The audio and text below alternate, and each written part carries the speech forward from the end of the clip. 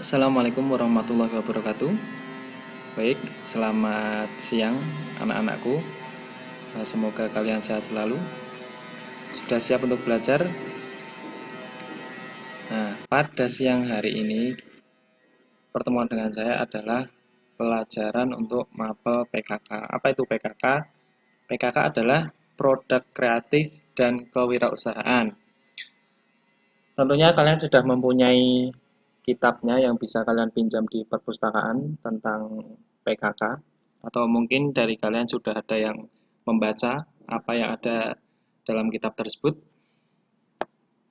Nah, pada pembelajaran pertama atau sub materi pertama kali ini bisa kalian buka di buku halaman 1 ya. Di situ bab 1 judulnya adalah sikap dan perilaku wirausaha. Sebelum masuk ke pembelajaran tentang sikap dan perilaku wirausaha, sebelumnya saya mau tanya dulu. Di sini sudah ada yang tahu atau sudah ada yang paham tentang apa itu wirausaha? Nah, tentunya dari kalian mungkin sudah ada pemahaman tentang wirausaha, tapi mungkin sulit untuk mengungkapkan dengan kalimat yang baik. Nah, di sini akan kita pelajari apa sih itu sikap dan perilaku wirausaha.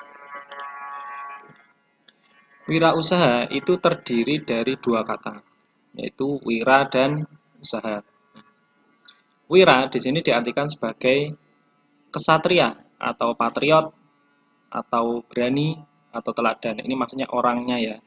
Jadi orang yang punya sifat berani sebagai pejuang atau sebagai pahlawan gitu ya. Sedangkan usaha dapat diartikan sebagai upaya atau pengerahan tenaga. Ya. Upaya untuk apa? Upaya untuk melakukan sesuatu. Nah, atau penggunaan segala sumber daya. Sumber daya ini macam-macam. Ada sumber daya manusia, ada sumber daya alam, dan ada sumber daya alat, dan lain sebagainya. Nah, secara garis besar atau kesimpulannya, wirausaha itu dapat diartikan sebagai pengerahan segala daya atau sumber daya untuk dengan penuh keberanian untuk mencapai suatu tujuan. Atau bisa juga kalian artikan, wirausaha adalah seseorang yang berani dengan upayanya untuk membuat suatu lapangan pekerjaan. Kenapa bisa dikatakan seperti itu? Karena wirausaha itu dia adalah dia berpikir bagaimana caranya membuka lapangan pekerjaan untuk dirinya sendiri, bahkan bisa juga untuk orang lain. Nah, secara garis besar pengertian wirausaha adalah seperti itu. Lanjut. Nah, sekarang apa itu kewirausahaan? Ya. Jadi tadi adalah pengertian wirausaha dan berikutnya adalah kewirausahaan. Ini berbeda ya, mungkin kata-katanya sedikit sama tapi ini berbeda. Nah, wirausaha itu lebih dicondongkan kepada orangnya, ya, pada orangnya. Nah, sekarang kewirausahaan ini adalah semangat, sikap atau perilaku ya yang dikatakan di sini dan kemampuan seseorang dalam menangani usaha atau kegiatan yang mengarah pada upaya cara kerja, teknologi, dan ini pembuatan produk baru dengan meningkatkan efisiensi dalam rangka memberikan pelayanan yang lebih besar. Nah, ini pengertian sesuai dengan Inpres nomor 4 tahun 1995 tentang Gerakan Nasional Kemasyarakatan. Ya. Jadi wirausaha itu adalah dicondongkan kepada orangnya. Sedangkan kewirausahaan itu adalah sifatnya. Ya. Orang yang mempunyai sifat kewirausahaan berarti dia punya semangat, punya sikap dan perilaku sebagai seorang wirausaha. Oke, sampai di sini bisa dipahami. Untuk sesi tanya jawab nanti silakan kalian bisa chatting di grup. Oke, lanjut. Nah, kewirausahaan itu juga mempunyai tujuan. Nggak mungkin seseorang itu mengupayakan sesuatu tanpa mempunyai tujuan. Nah, di sini tujuan kewirausahaan yaitu yang pertama adalah menumbuh kembangkan orientasi dan kesadaran kewirausahaan terhadap masyarakat. Ya. Jadi diharapkan nanti masyarakat itu punya pandangan bagaimana caranya saya bisa menjadi wirausaha. Bukan hanya bagaimana caranya nanti saya dapat bekerja, saya nanti mau bekerja di mana. Nah, itu bukan orang yang mempunyai sifat sebagai seorang wirausaha. Ya, tapi dia mempunyai sifat sebagai seorang pekerja. Jadi mentalnya mental pekerja. Nah, yang kedua, meningkatkan jumlah wirausaha yang berkualitas.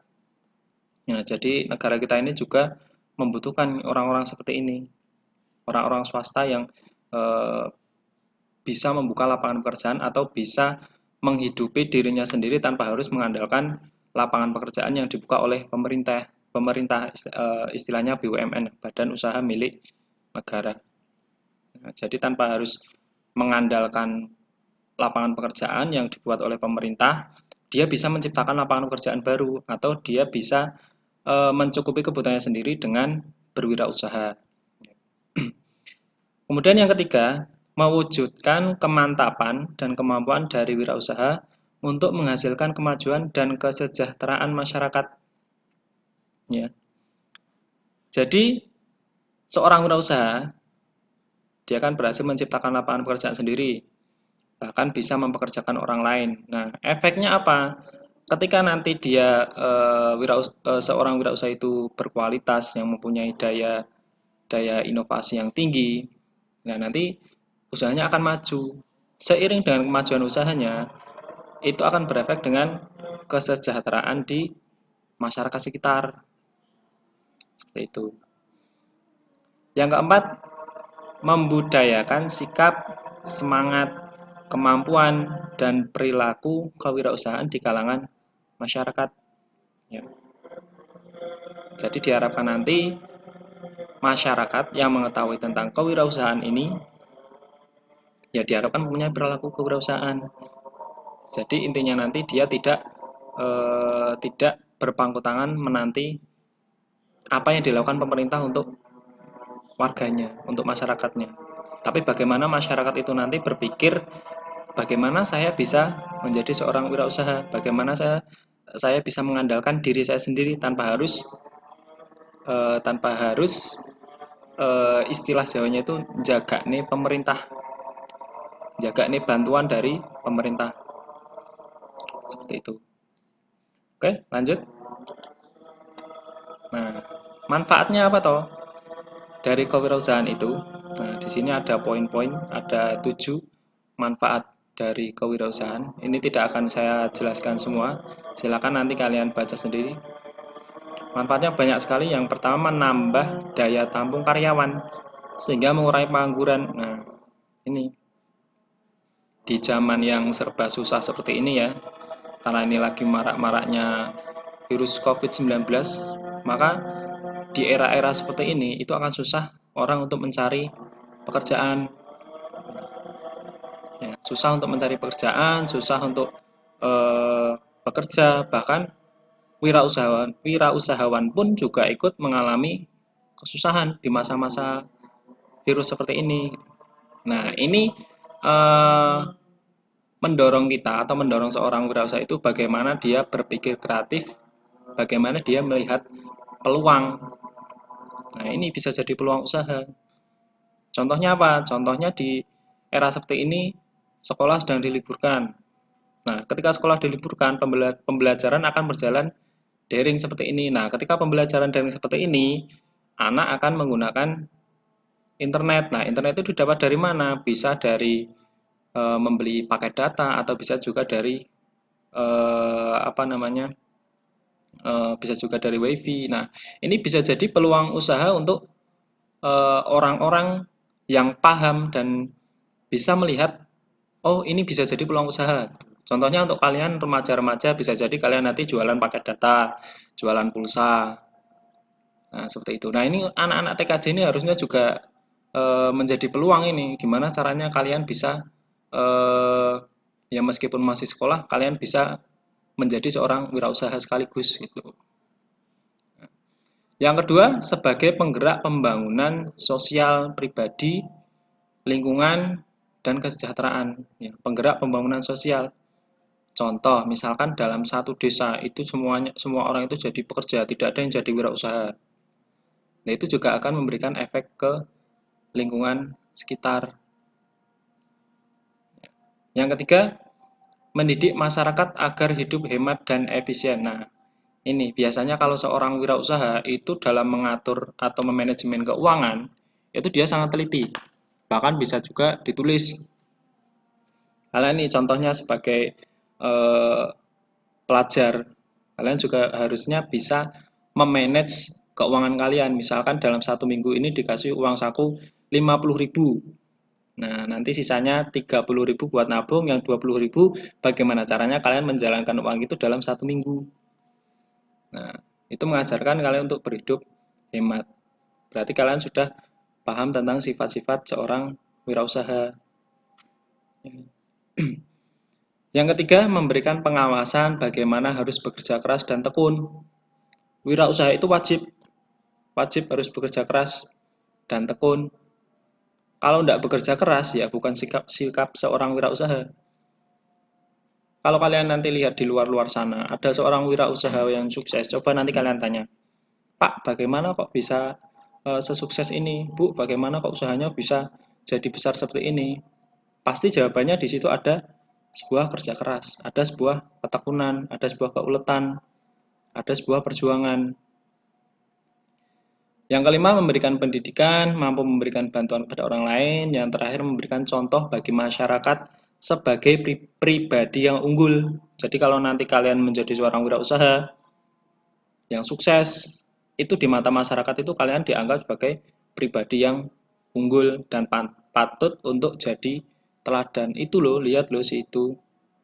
Sekarang anaknya sukses, sekolahnya benar-benar niat sekolah gitu, benar-benar niat mencari ilmu untuk apa? Untuk masa depan. Karena ilmu yang kalian pakai, ilmu yang kalian pelajari sekarang ini itu tidak dipakai sekarang, tapi dipakai untuk bekal masa depan kalian setelah lulus. Jadi jangan menyepelekan ilmu yang diberikan oleh Bapak Ibu guru meskipun ilmunya itu sangat sederhana ataupun meskipun ilmu itu sudah kalian ketahui. Ya. Oke, lanjut. Nah, karakteristik wirausaha ini menurut Max Yellen, yang namanya aneh sekali. Max Yellen, saya tidak pernah dengar ini. Ya. Yang pertama adalah keinginan untuk berprestasi. Nah, dari kalian siapa yang ingin berprestasi? Pasti semua ingin ya. Kalau ada yang tidak ingin berprestasi ya harus ingin. Karena anak sekolah itu tujuannya untuk apa? Berprestasi. Karena prestasi itu yang nanti akan mengantarkan kalian ke masa depan yang cerah. Yang kedua, keinginan untuk bertanggung jawab. Nah, dari kalian sudah ada sikap untuk bertanggung jawab belum? Kalian di sini sekolah, ya meskipun sekarang sedang pembelajaran daring ya, jadi kalian harus tanggung jawab. Kalian diberikan kuota oleh orang tua. Apa ada yang sudah menghasilkan uang sendiri dan beli kuota dari uang sendiri? Saya rasa belum. Jadi kalian harus bertanggung jawab. Itu kuota diberikan oleh orang tua untuk kalian belajar daring. Jadi kalian harus ada tanggung jawabnya. Kalau belajar daring ya harus belajar, harus ada ilmu yang kalian dapatkan, harus ada tanggung jawabnya. Ya. Yang ketiga, preferensi terhadap resiko menengah. Resiko menengahnya apa? Ya nanti kalau kita tidak tahu apa-apa, kita sekolahnya tidak serius, nanti kita mudah untuk dibodohi orang. Ya, resiko menengahnya nanti apa? Resiko kita gampang ditipu. Kalian tidak pengen kan ditipu oleh orang-orang pintar? Sekarang banyak orang pintar yang menipu orang yang tidak pintar. Ya, jadi ilmunya itu disalahgunakan. Makanya jangan jadi orang yang tidak pintar. Kalian harus jadi orang yang pintar, berprestasi. Yang keempat, persepsi pada kemungkinan berhasil. Nah, persepsi itu apa? Persepsi adalah pandangan. Pandangan untuk kemungkinan berhasil. Contohnya apa? Contoh di lingkungan kalian ini dekat dengan persawahan misalkan.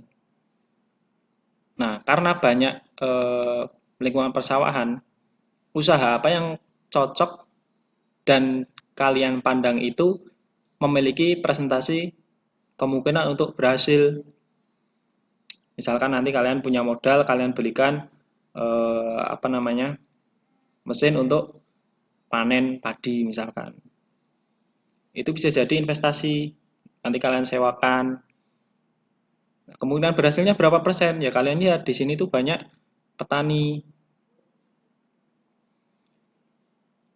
Yang kelima, rangsangan umpan balik. Yang keenam, aktivitas energik. Yang ketujuh, orientasi masa depan. Ya ini ya, orientasi itu pandangan juga, pandangan ke masa depan. Bagaimana nanti kalian menatap masa depan kalian. Jadi 5 tahun ke depan itu kalian mau jadi apa? Itu harus kalian pikirkan sekarang. Kalau tidak dipikirkan sekarang, ya tidak akan terpikirkan, tidak akan ada sebuah tujuan atau jalan yang jelas. Misalkan contoh, kalian pengen ke Jakarta misalkan. Nah itu lewatnya mana? Mau lewat jalan raya, mau lewat jalan tol, mau jalan kaki, atau mau naik sepeda, atau mau naik bus. Harus jelas, harus kalian pikirkan. Kalau tidak dipikirkan, ya tidak akan sampai-sampai. Dan kalian tidak akan mencapai tujuan yang kalian inginkan. Cuma ada gambaran tok. Saya pengen ke Jakarta, Pak. Ditanya naik apa? Tidak tahu. Mau lewat mana? Tidak tahu. Tuh. Yang kedelapan, terampil mengorganisasi. Yang kesembilan, sikap terhadap uang. Lanjut, nomor 7, identifikasi karakteristik kewirausahaan. Nah, di sini ada macam-macam, ini karakteristik ya. Karakteristik itu sifat-sifat atau ciri-ciri seorang wirausaha. Yang pertama ada kerja keras, ini pasti. Yang kedua disiplin, tepat waktu, mandiri, realistis, komitmen yang tinggi, kreatif, jujur, optimis. Optimis ini selalu berpikiran yang baik-baik ya, pikirannya optimis. Kemudian ada inovatif. Inovatif ini pembaruan. Ya, jadi sebagai seorang pelajar yang inovatif, kalian harus bisa menciptakan pembaruan-pembaruan yang belum ada di lingkungan kalian. Ini sifatnya ini yang baik-baik. Kemudian terakhir, nah, faktor keberhasilan dan kegagalan usaha ini nanti akan kita bahas di bab selanjutnya. Nah, faktornya banyak sekali, ada faktor manusia, organisasi, perencanaan, modal, manajemen, pemerintah, lingkungan, faktor keluarga pun bahkan juga berpengaruh ke apa? Ke keberhasilan dan kegagalan usaha. Dia didukung tidak usahanya. Ya, karena seorang wirausaha itu banyak sekali faktor-faktor untuk mempengaruhi keberhasilan atau kegagalan. Ya. Mungkin sampai di sini dulu videonya saya tutup. Kalau ada pertanyaan bisa nanti kalian tuliskan di grup ya. Nanti insya Allah akan saya jawab kalau tahu. Kalau saya tidak tahu nanti jadi PR buat saya. Oke, silakan jangan lupa di bukunya itu dibaca. Untuk PKK kali ini tidak ada tugas. Tugas kalian ya nonton video ini dan baca kitabnya, kitab PKK bab 1. Silakan dibaca, dipelajari. Ya, ini pelajaran yang penting. Oke, saya cukupkan sampai di sini. Wassalamualaikum warahmatullahi wabarakatuh.